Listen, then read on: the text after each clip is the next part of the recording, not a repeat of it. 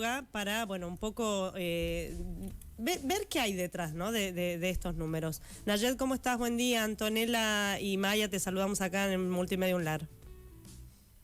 Hola, muy buenos días, Antonella, Maya, ¿Cómo saludos estás? de Córdoba. Bueno, antes que nada, nuestra solidaridad ahí por Córdoba, ¿no? Por lo que está pasando, venimos también nosotros reflejándolo. Y bueno, ahora un poco centrándonos en esto que anticipábamos ahí. ¿Qué hay detrás de los números que empiezan a conocerse por primera vez que marcan, ¿no? Una caída en la imagen del presidente Javier Milei? Yo diría que lo central es el contexto económico. Acá estamos atravesando el ajuste más brutal y más profundo de la historia argentina en la menor cantidad de tiempo. Eso se ve reflejado claramente en los últimos datos de pobreza que publicó el INDEC, del 52,9% a nivel nacional, que por supuesto se agrava en los sectores más jóvenes.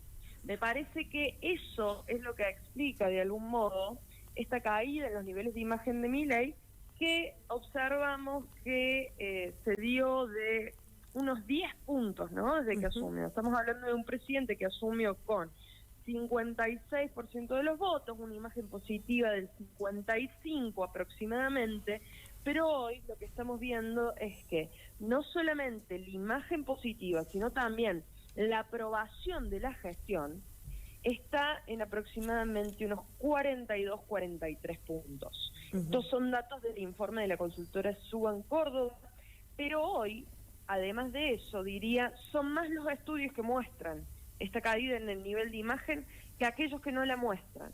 Así que me parece que estamos en una etapa 2 para el gobierno. ¿Qué significa una etapa 2, para entenderlo más claramente? Una etapa 2 en la que el presidente ya no es novedad, en la que todo aquello que podría llegar a parecer disruptivo, novedoso, la forma en la cual él da sus discursos, las declaraciones, el insulto, todo eso comienza a agotar un poquito, ¿no? Y me parece que se vio claramente en la presentación del presupuesto, donde arranca a hablar Javier Milei con la cadena nacional y de repente cayeron 10 puntos los principales programas de televisión, de rating. Esto no es definitorio de nada, pero sí me parece que es un síntoma de que Javier Milei, que antes era un ciudadano, que la gente asimilaba a un par que podía denunciar a la casta, bueno, hoy la gente de repente comienza a asimilarlo con la figura del presidente.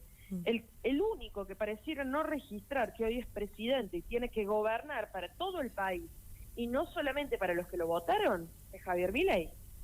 Ahí también hay un elemento, ¿no? Esta electoralización de la comunicación gubernamental.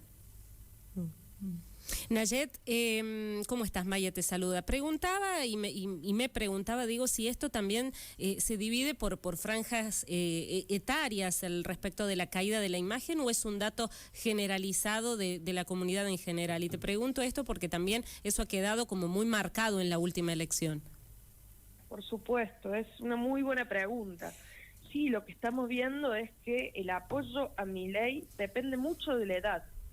A medida que aumenta la edad, disminuye el apoyo y la aprobación del presidente. Y por supuesto que entre más jóvenes, los niveles de aprobación son mayores. Esta misma diferencia que se registra en cuanto a la edad, se registra también en términos de género, ¿no? Milei conserva y tiene muchísimo más apoyo entre varones que entre mujeres. Estamos hablando de una diferencia de entre mínimo 10 puntos. Es significativa, es la primera vez en la Argentina que se ve tan marcada esta grieta, ¿no? Esta brecha por edad y por género. Y creo que, bueno, es algo que hay que explorar y seguir pensando de cara a lo que se viene, cuáles van a ser las consecuencias de esto, donde son tribus distintas, ¿no? De acuerdo a la edad, de acuerdo al género, hay cada vez una mayor desagregación.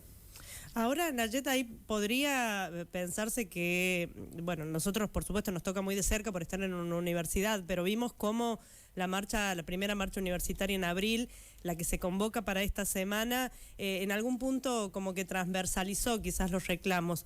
Y lo pienso también porque en las universidades hay muchos estudiantes. ¿Pensás que puede haber ahí quizás otra variable que sume a no resolver algunas cuestiones principales, como el caso de las universidades? Claro, yo creo que hay dos errores gruesos que cometió Milei desde que asumió. Una es haberse metido con las universidades, que hoy son el actor público con mayor legitimidad y que le inspira mayor confianza a todos los argentinos y las argentinas, ¿no? Estamos hablando de las universidades públicas, con más de un 70% que, según el último estudio de SUBO en Córdoba, dice que confía mucho en las universidades públicas. Y el segundo error creo que cometió Javier Milei fue meterse con los jubilados, porque eso nunca termina bien. Creo que el tema universitario es transversal a distintos sectores, pero además es transversal regionalmente, en términos de las distintas provincias y todo el territorio nacional. Y me parece que ahí es donde se ve cuál es el capricho ideológico de Milei. No es una decisión estratégica meterse con las universidades, no es una decisión que le va a traer beneficios, sino que él está profundamente convencido porque no cree en la universidad pública.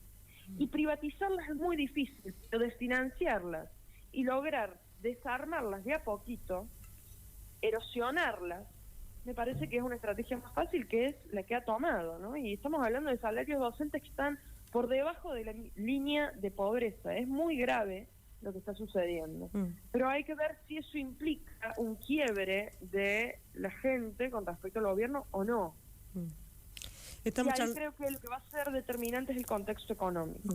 Estamos charlando con Nayed Kademian, que es politóloga, sobre algo en lo que coinciden la mayoría de las consultoras, y que incluso me parece que es la primera vez, Nayed, no sé si coincidís con eso, que la Casa Rosada admite esta caída de imagen que tiene, y de hecho me parece que un poco el discurso de Javier Milei en el Parque Lezama este fin de semana no por nada apunta contra los encuestadores. ¿Crees que esta forma que tiene, nosotros lo reflejamos acá, quizás muy virulenta, la forma de expresarse, la violencia por ahí contra periodistas y todos los que opinan distinto, le empezó a desentusiasmar a la gente esto que decías vos, ya no es tanta novedad?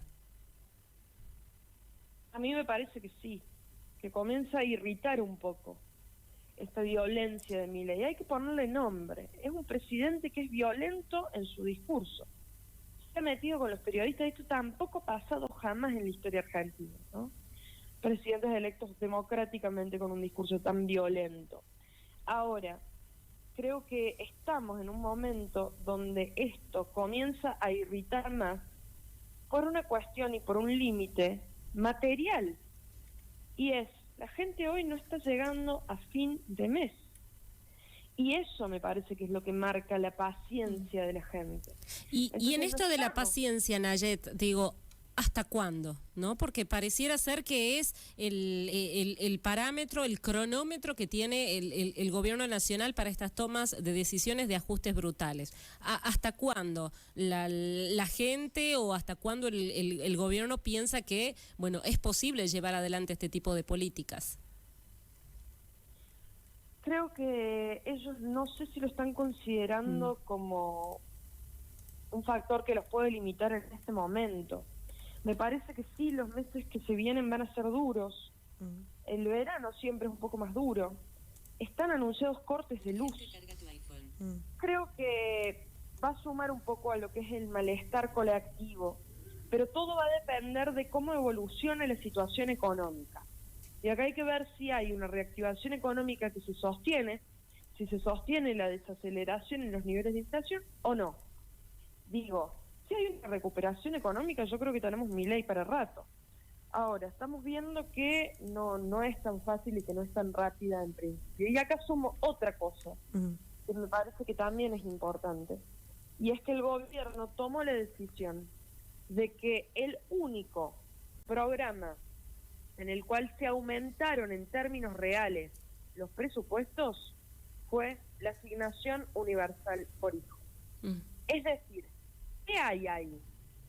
hay una idea de buscar que los sectores más pobres, es decir, aquellos sectores que no tienen nada que perder y que por lo tanto, como dice la ciencia política, es más fácil para ellos la movilización colectiva cuando uno no tiene nada que perder, bueno, está buscando justamente contener a ese sector. Y que al ajuste lo paguen los sectores medios, que son la clase media que trabaja 8 o 10 más horas por día, el sector que además le dificulta más la movilización colectiva. ¿Por qué? Porque es un sector que no está organizado, no hay una densidad organizacional de movimientos sociales en ese sector. Y que además a lo mejor tiene un par de mangos abajo del colchón que los puede usar en una situación de emergencia. Claro. Así convienen que la gente salga a romper todo, y en eso han sido muy hábiles. Claro. Y hay que ver, yo creo que el contexto económico acá va a ser determinante. Esta gente no es tonta, esta gente sabe muy bien lo que está haciendo, pero sí está absolutamente convencida, y eso creo que es lo que los puede limitar, porque no saben dialogar ni hablar con el que piensa distinto, y atacan periodistas del color que sea. Nayet, uno de los discursos fuertes del gobierno nacional fue el tema corrupción, ¿no? Que a partir de eso, para todo, ¿no? Para el ataque a las universidades fue el tema de la corrupción, para los ministerios también, bueno, para el propio ataque a personalidades políticas de otro partido. ¿Se va a poder seguir sosteniendo este discurso de la corrupción? ¿O va a tener que dejarlo de lado en algún momento el gobierno? Hay que ver, ellos cometen errores que los asemejan a eso, les va a ser muy difícil despegarse de ahí. Me parece que comienzan a aparecer estas actitudes castas, ¿no? Esta cosa, y lo charlábamos la otra vez con algunos colegas, en esto de, miren qué fácil que es para aquellos que con tanta liviandad denunciaron a la casta, comenzar a parecerse a la casta. Miren qué fácil que es para Milei invitarlos a hacer un asado porque vetaron 13.000 pesos de aumento para los jubilados y llamarlos héroes en un contexto en el cual más de la mitad del país es pobre. Miren qué fácil que es para Agustín Romo nombrar a 14 amigos en una entidad pública. ¿Y por qué hacen esto? Simplemente porque pueden, simplemente porque el poder muchas veces te nubla, porque hay una desconexión total con la realidad. Entonces de repente gente que no era nadie pasa a tenerlo todo y a controlar todo. Cuando yo la veo a Karina Milei con Susana Jiménez, a los besos y a los abrazos, a mí, la verdad, que me genera algo de, bueno, acá hay una falta de registro de lo que está pasando. Entonces, yo creo que si esa vía por parte de ellos se profundiza, que tiene un tono, tiene un peso comunicacional importante, bueno, están mucho más expuestos, y hay que ver cuáles son sus acciones. Y acá agrego detallito en Córdoba. Milei vino a Córdoba a supervisar la situación con respecto al fuego, y dejó clavados a los bomberos que estaban parados en fila, gente que hace trabajo de honorem esperando para saludarlo. Y por primera vez en Córdoba los medios titularon con tanta dureza esa situación. Bueno, no es menor en Córdoba, digo, ¿no? Esa falta de registro es, me parece, importante. Ahora, no creo que sea menor. Nayet, lo mencionabas ahí a Karina Milei, cuando contabas, nosotros también los reflejábamos cuando se conocían los datos del INDEC en esa foto ahí en el balcón de la Casa Rosada, y ayer este fin de semana tuvo mucho protagonismo en el acto de la Libertad Avanza. De hecho, por primera vez se le escuchó la voz en un discurso, aunque leído, pero bueno, hablando y posicionándose. ¿Crees que tiene que ver en algo con la caída de imagen de Javier Milei, que en este momento aparezca ella, digo, en este contexto del lanzamiento del partido? Creo que están buscando a alguien que pueda ser la cara para armar en el interior. Me parece que ellos son muy transparentes cuando dicen esto de, bueno, los hermanos Milei, como esta relación extraña que tienen, porque es extraña. Y me parece que eso explica. Ella ha sido muy hábil y hace tiempo fue la primera en diagnosticar que había que armar en todo el territorio nacional, y es un poco lo que vienen haciendo. Y creo que, bueno, pareciera que la gestión, las cuestiones más vinculadas a la gestión las maneja Caputo, las cuestiones más vinculadas a lo que es el armado político es Karina Milei. Eso tiene un nivel de imagen similar al de Milei, digamos, no cambia mucho, están más o menos en la misma. Y creo que, bueno, a ver, es el jefe. Simplemente eso. Y me parece que ahí cobra la centralidad de ella en este modelo de construcción de poder que quieren armar. Hay un abrazo al final de ese acto que es el abrazo muy similar al que se dan Néstor y Cristina en su momento. El acto en sí mismo fue muy cámpora. Sí, y esto no lo digo como algo que sea malo per se, pero digo, es un acto donde aparecen o comienzan a aparecer elementos muy propios de la vieja política. Las banderas, los bombos, las canciones, la gente, la manera en la cual se da el discurso, nosotros y ellos. Hay una frase que dice Karina que es igual a la idea de Cristina, donde ella dice, no vienen por mí, vienen por ustedes. Sí, es verdad. Igual, entonces digo, ellos se inspiran en todo lo que conmueve de algún modo. Sí. En todas las cosas que movilizan a la gente. Ahora, ojo, porque nosotros como argentinos ya esa etapa la pasamos, esos modos de alguna manera agotaron a la gente. Y hay otro tema, y es que el kirchnerismo comienza a moverse de esa manera hacia el final del primer mandato de Néstor Kirchner, no a los 10 meses de haber asumido. Claro. Y está con un proceso virtuoso de crecimiento económico para la Argentina. Nayet, entonces, ojo. Sí. No, para ir finalizando, esta baja de la imagen de Javier Milei, ¿se va a otros espacios políticos? ¿La gente queda en indecisión? Te pregunto esto también puntualmente por la situación que está viviendo el peronismo a nivel nacional. De hecho, el gobernador de la provincia de La Rioja se muestra muy interesado en llevar adelante las riendas del PJ a nivel nacional. ¿Esto cómo lo ves también como contrapunto de esta pérdida de imagen positiva en la gente de Milei? Hay que ver si eso se traslada a los gobiernos provinciales y de qué manera. Yo en su momento sostuve que eran los gobernadores quienes estaban pagando el costo político del ajuste de Milei en su momento, porque Milei rompió por completo con el sistema de transferencias nacionales hacia las provincias. Pero sí hay un tema que me parece que es importante. Cuando a la gente se le pregunta si considera que en caso de una discusión, el gobernador de su provincia debe defender a su propia provincia o debe alinearse con el presidente, aparece la defensa de la provincia como algo que se elige mayoritariamente. Entonces, acá no hay que olvidarse de que también los gobernadores y los actores políticos subnacionales han sido votados por la gente. Ahora, hay que ver qué sucede con estos espacios políticos provinciales de cara al armado nacional. Yo creo que hoy la oposición a Milei no está logrando capitalizar los errores de Milei. Eso no implica que en un contexto electoral pueda llegar a capitalizarlos. Hay que ver. Nayet Kademian, politóloga, analista, ayudándonos a entender un poco sobre estos datos que hablan de la caída de imagen positiva de Javier Milei. Nayet, muchas gracias. Gracias a ustedes, les mando un abrazo grande. 46